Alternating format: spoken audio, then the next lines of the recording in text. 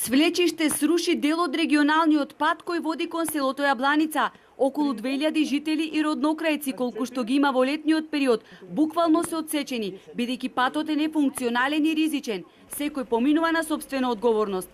Свлечиштето се појавило во месец март за време на поројните дождови.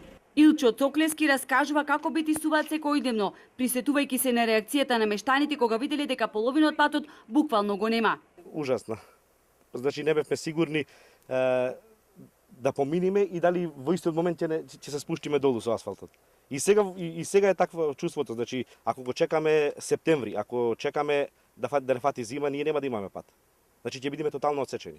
Свлечиштето е закана и за околните куки. Жителите молат за помош бидејќи стравуваат да не им ги проголта и домовите. Свлечиштето е вистинска опасност за една од куките над самиот пат. Пропаднате скоро пола метра. Тука живееме.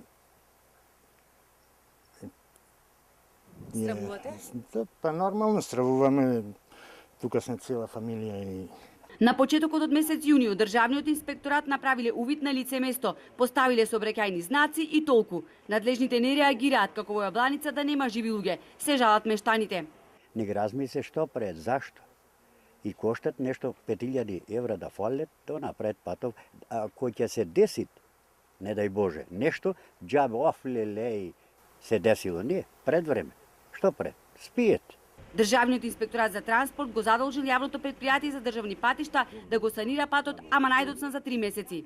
Во известувањето од Државниот инспекторат за транспорт стои дека јавното претпријатие за државни патишта треба итно да го санира регионалниот пат. Рокот истекува на средината на месец септември. Меѓутоа мештаните апелираат овој патен правец да се направи час поскоро, бидејќи за големиот верски празник кон манастирот Свети Илија илјадници возила се упатуваат, а нивната безбедност никој не ја гарантира.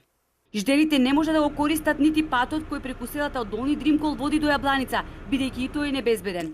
Со тешки маки се врви то тука и така да луѓето не рискираат, многу мало рискираат да врват со коли. В 21 век сега да живееме во ваква состојба, тоа е страшно нешто. Ова што луѓето го поднесуваат, мислам дека е навистина се Дон Кихотски маки. Овој пат е неасфалтиран, непрегледен и обраснат со висока вегетација и надвиснати гранки од дрвја.